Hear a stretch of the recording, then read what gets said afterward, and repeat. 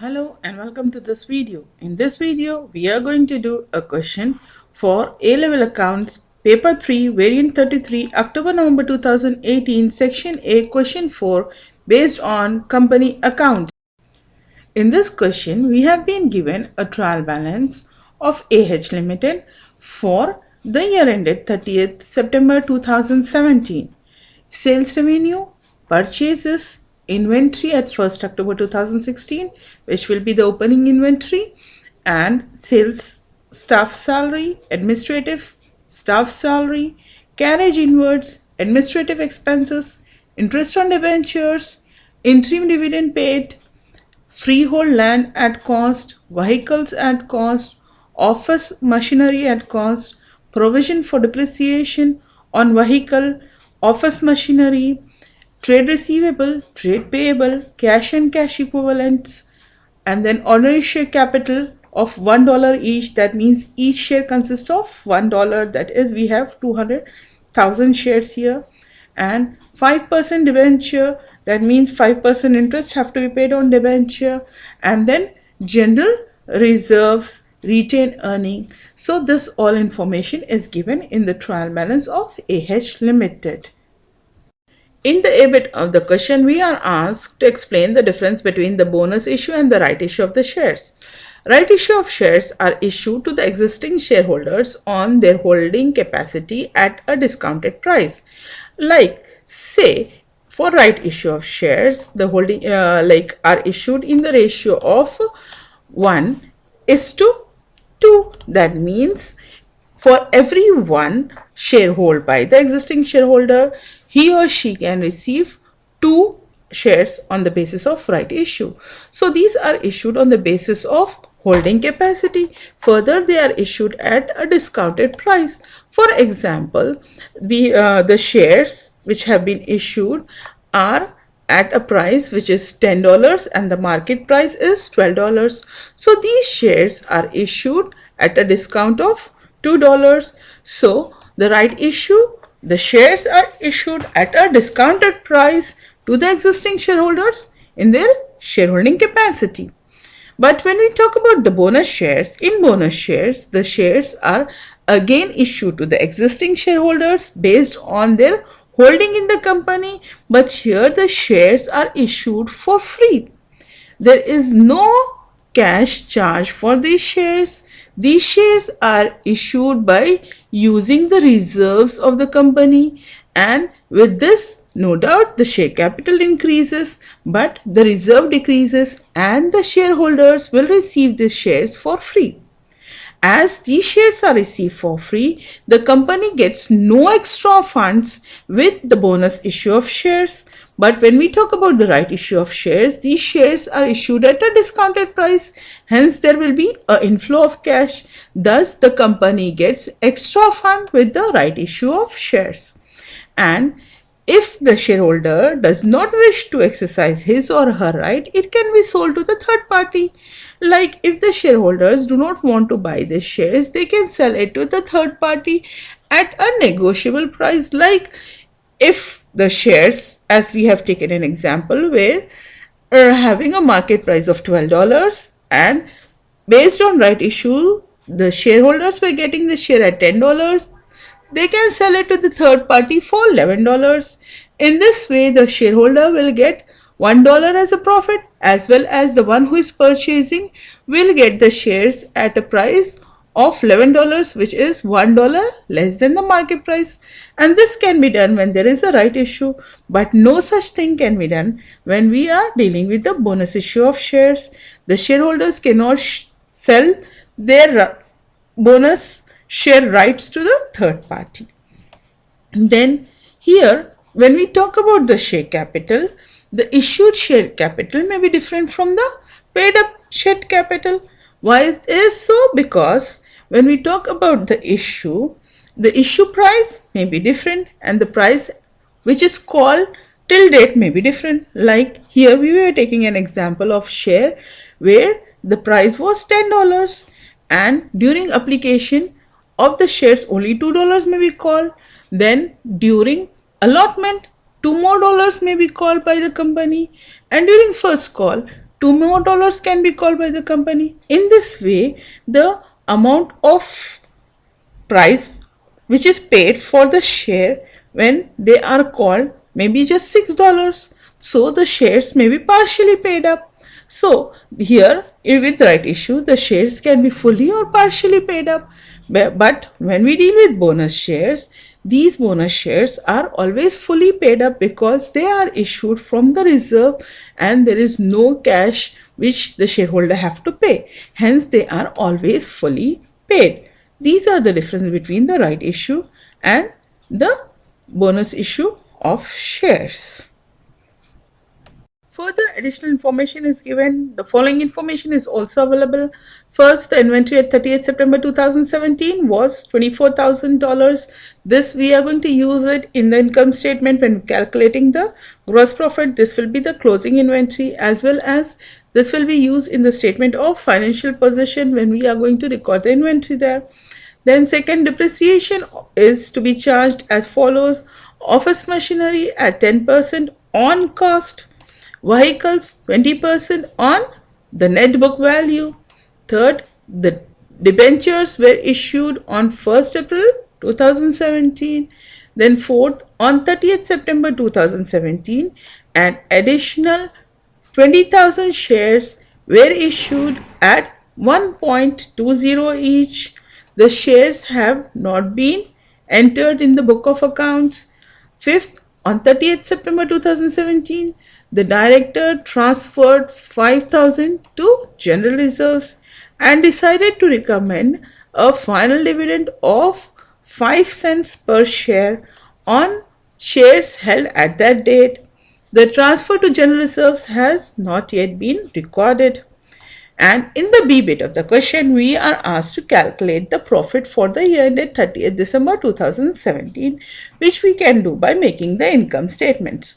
So let's take the adjustment and do the required working. For the first one, we are going to just record it in the trading part of the income statement, where we are going to record the closing inventory.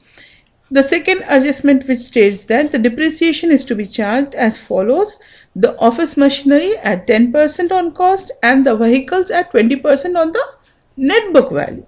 So we will start with the office machinery. Office machinery's depreciation will be part of the administrative expenses because all the official expenses are a part of administrative expenses. So let's do the depreciation calculation.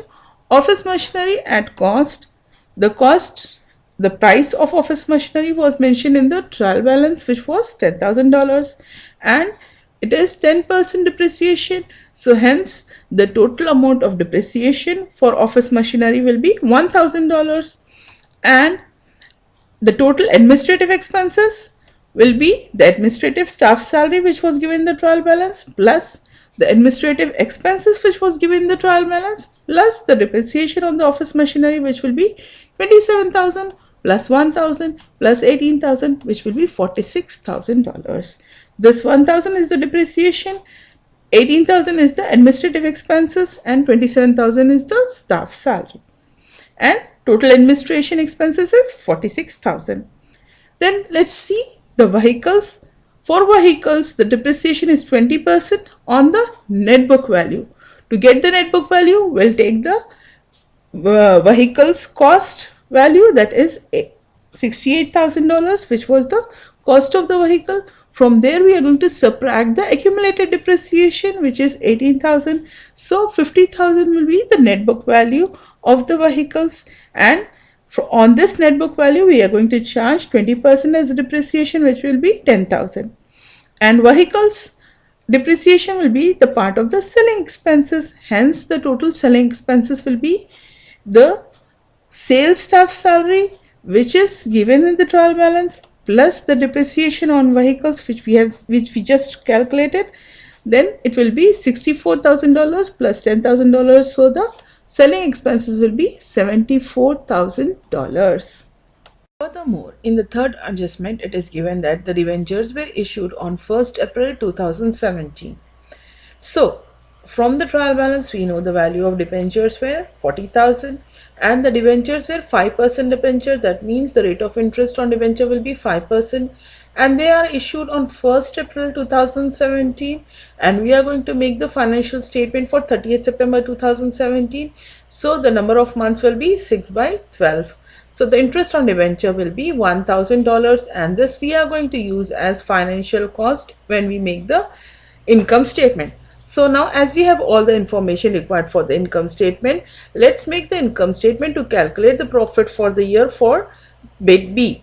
So we start from the revenue. This was given in the trial balance minus the cost of sales, in which we write the opening inventory, which is inventory at 1st October 2016, which was given in the trial balance, plus purchases, again this was in the trial balance, carriage inwards, which was in the trial balance. After adding all this, we subtract the closing inventory, that is the inventory at 30th September 2017, which was given in the additional information bit 1.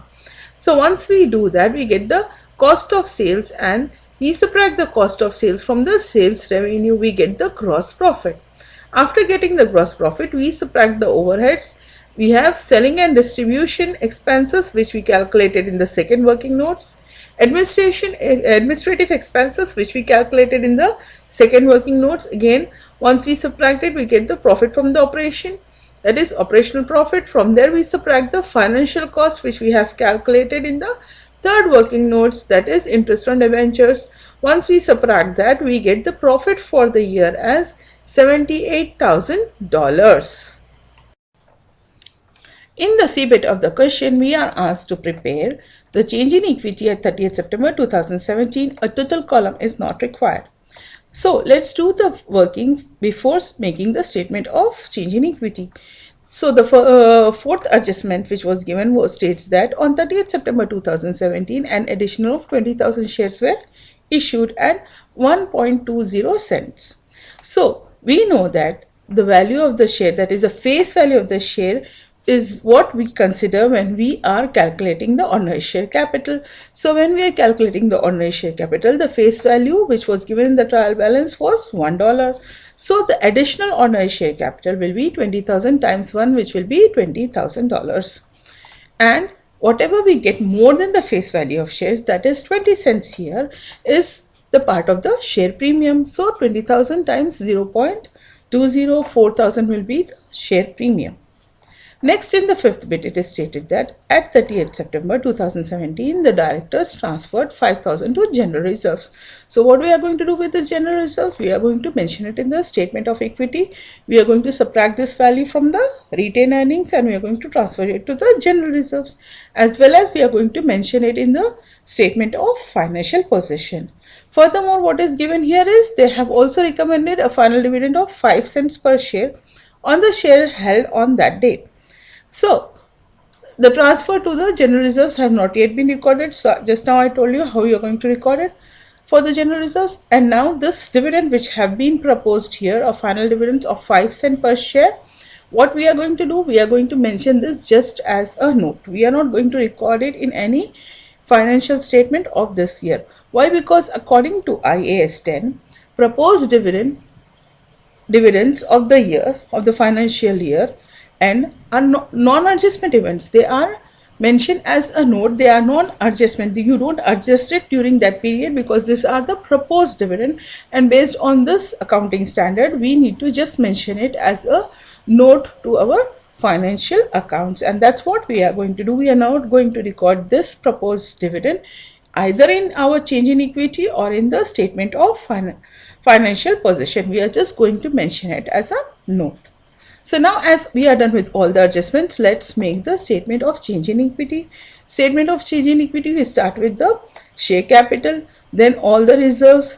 We have share premium reserves and general reserves, and then lastly the retained earning. So balances which was given in the trial balance have been mentioned here. Then the shares which have been issued, that is the additional share capital which we have got here in the fourth working notes. I have mentioned it here. That is the additional share capital as well as the additional share premium which we have received. Then in the fifth adjustment, it has been stated that there should be a transfer of for the general reserve of $5,000. So $5,000 have been transferred to general reserves, which have been subtracted from the retained earning. Then interim dividend, which was again in the trial balance, have been mentioned here. Then the profit for the year, which we have calculated in the B bit, have been mentioned here. After that, I have carried the balance forward, and this balance which we have carried forward will be mentioned in the statement of the financial position. With this, we end the statement of change in equity. In the debate of the question, we are asked to prepare the financial statement at 30th September 2017. So let's make the statement of financial position. We will start with the non-current assets. Freehold land, which is given in the trial balance, will be mentioned here. Then vehicles, 68,000 was the cost of vehicles. From there, we are going to subtract the accumulated depreciation. These two were mentioned in the trial balance. And 10,000 was the depreciation which we calculated when we're doing the calculation for profit in the B bit. So the value of vehicle will be 40,000, and then the office machinery, 10,000 was the cost which was mentioned in the trial balance, minus the depreciation, which was the accumulated depreciation mentioned in the trial balance, minus 1,000, which we calculated in the B bit. So once we do that, we get the net book value of office machinery as 7,000, and we are going to total it up to find the total of non-current assets. Then we are going to take the current assets. In current assets, we have the inventory. This was the closing inventory which was given in the first adjustment, and that have been mentioned here. Then trade receivable, which was mentioned in the trial balance, have been mentioned here. Cash and cash equivalent, if we see in the trial balance, it was mentioned 36,000 was the cash and cash equivalent. But again, there was an increase in the cash when we have issued the shares. When we have issued the ordinary shares, we got the additional ordinary share capital as 20,000, which will be added here, as well as we got the share premium of 4,000, which will be added here. So the cash and cash equivalent value will be 60,000. Now we will total this and get the total current assets, and when we add the non-current assets and current assets, that will be the total assets for the year. Then we are going to do the requirement for equity and liability. Equities have already been calculated when we did the statement of change in equity. There was some balance which I said will be brought forward from the statement of equity. We carried forward there, and we are going to bring it forward here. That is ordinary share capital, which was mentioned there. That was 200,000 plus 20,000. That is 220,000, and the share premium and the general reserve, which was mentioned here, and the retained earning, all will be mentioned here. This general reserve consists of the reserve which was made of 5,000 later on, and 20,000 which was mentioned in the trial balance. So with this, we are going to complete the total equity, and then we are going to see the non-current liabilities. In the non-current liabilities, we have debentures mentioned here, and then current liabilities, we have trade payable, and that have been mentioned. With this, we are going to total it up and find the total equity and liability, and that ends the question. Thanks for watching my videos, and have a wonderful life.